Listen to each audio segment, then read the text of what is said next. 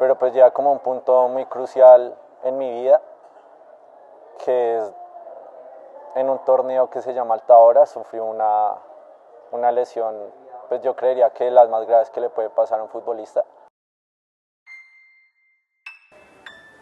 Bueno, mi nombre es Santiago Hernández, tengo 23 años de edad. Mi historia en el fútbol pues comienza la verdad de muy chiquito.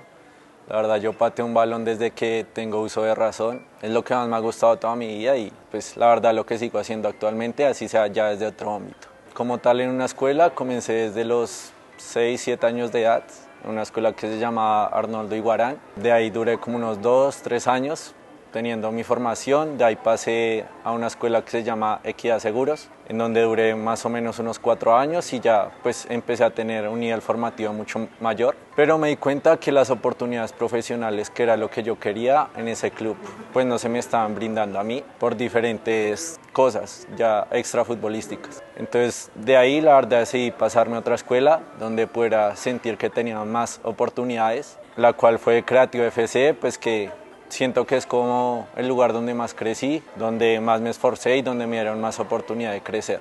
De ahí estuve más o menos como desde los 12 años y duré en mi proceso formativo como 4 años. De ahí jugué pues los campeonatos más importantes que tuve a nivel personal, como fue Liga de Bogotá, torneos nacionales que lo disputé 3 veces, disputando 2 torneos nacionales sub-17 y 2 sub-20, que me hicieron crecer personalmente muchísimo y futbolísticamente un montón también. De ahí pues conocí personas que a lo largo de la vida todavía tengo amistades y siento que fue un proceso demasiado importante para mí. Un punto muy crucial en mi vida, que es en un torneo que se llama Altahora, sufrí una lesión, pues yo creería que las más graves que le puede pasar a un futbolista, y es que me rompí el ligamento cruzado anterior y el meñisco en la misma jugada. Muchos ven el deporte como una pasión, una competencia o un sueño, pero pocas veces se habla del precio que el cuerpo paga en silencio. La verdad eso fue algo que me quebrantó mucho, ya que antes de jugar ese torneo, en ese torneo por decirlo así, hay personas que lo van a ver mucho a uno. Entonces hay diferentes visores y durante ese campeonato en lo que ya se había jugado, estaba teniendo un excelente nivel. Me lo decían mis compañeros, me lo decía mi técnico, y en uno de esos partidos un visor pues me dio a mí, me contactó y me contactó a mis papás también. Él me estuvo entrenando antes de que me lesionara como un mes de entrenamientos personalizados, ya que la idea de él era llevarme a jugar al exterior. Me hablaba de tener oportunidades en España, en Polonia o en Argentina. Obviamente yo me ilusioné un montón con eso porque veía que mi sueño estaba cada vez más cerca de poderse cumplir y pues era por lo que yo me había esforzado toda mi vida. La verdad yo siempre fui un jugador demasiado constante, no faltaba ni un solo entrenamiento, ni un solo partido. Era el primero en llegar y el último en irse siempre y pues eso puede quedar constancia a cualquiera que le pregunte. Entonces eso también lo vio el visor de quien hablo. Faltaban como 2 fechas para que sacara el torneo y fue donde me lesioné. Cuando me lesioné pues yo sentí la verdad como una yuca que fue dentro de mi rodilla. Ya yo sabía que algo grave había pasado. Obviamente yo quería seguir jugando, de la adrenalina no sentía tanto dolor, pero pues obviamente el fisioterapeuta del equipo me revisó, yo intenté caminar y no podía ni apoyar la rodilla. Inmediatamente pues se me inflamó un montón, parecía un balón y pues de ahí me llevaron inmediatamente para un hospital a que me revisaran. Me revisaron, me hicieron la resonancia y pues obviamente eso sales hasta el siguiente día los resultados. Obviamente yo ni mis papás tenía idea de qué me había pasado exactamente. Recuerdo que antes de ir a hacer la resonancia fui a donde un médico, que eso me quedó muy marcado, y era un médico súper joven, entonces como que yo no creía en el diagnóstico que me iba a dar él y me dijo que lo más probable era que me había roto el ligamento y el meñisco. Obviamente yo no creía y la verdad irónicamente lo que hice fue reírmele en la cara, porque no creía que eso me pudiera estar pasando. Porque yo me había esforzado mucho y pues que un sueño se derrumbara así de esa forma sentía que era muy injusto. Entonces de ahí sí fue a la clínica, hacerme la resonancia y pues esa noche obviamente no pude ni dormir de estar como en la angustia de saber qué me había pasado. Al siguiente día cuando ya el fisio fue a mi casa a revisar la resonancia, obviamente yo estaba solo en mi cuarto y el fisio fue a hablar fue con mis papás en la sala de mi casa.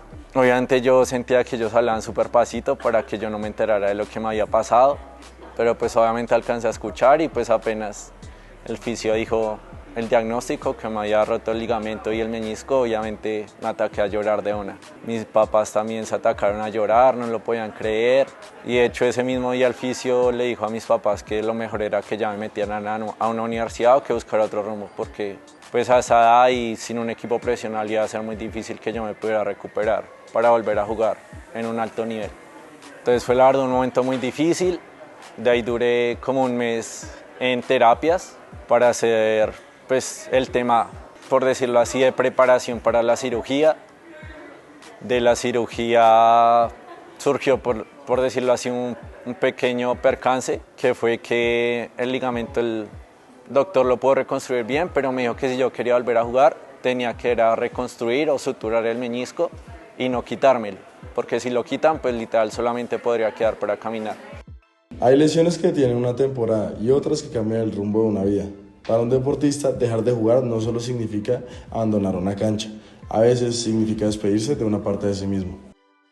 Y yo la verdad quería volver a jugar, entonces me dijeron que pues me dieron la autorización para que suturaran el menisco y de hecho la cirugía tenía que durar 2 horas y terminó durando casi 4 horas porque el médico casi no puede suturar el menisco. Pues finalmente salió bien la cirugía. Como me tuvieron que suturar el menisco también, duré con la pierna literal enyesada un mes. Entonces pues ya se imaginarán que después de tener un pie enyesado, una pierna enyesada un mes y tú después volverla a mover, es algo la verdad demasiado doloroso y pues no se lo deseo a nadie.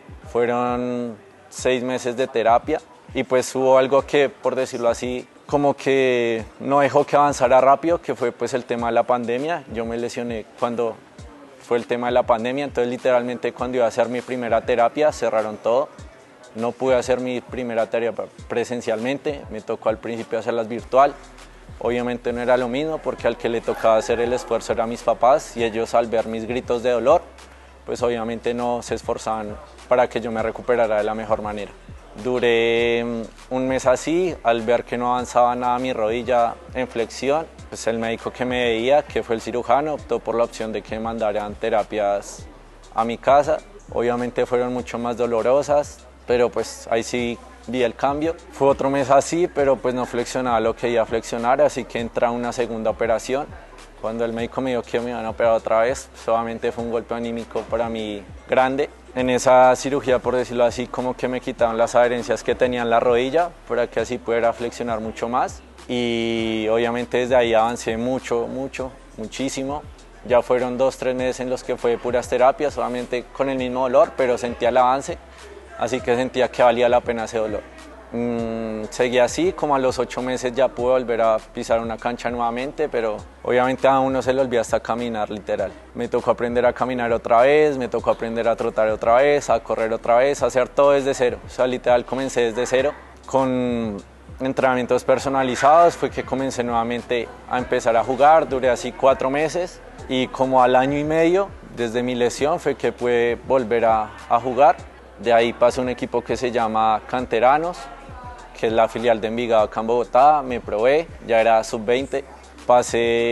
Había pasado a la sub-20A, que es como la que está en mejor nivel, pero nuevamente volví a recaer en la lesión. No fue de la misma rodilla, sino que ya se me sobrecargaban mucho los gemelos. Obviamente cuando uno tiene una lesión tan grave, pues ya los demás músculos se empiezan a atrofiar y es muy difícil tener una recuperación a alto nivel.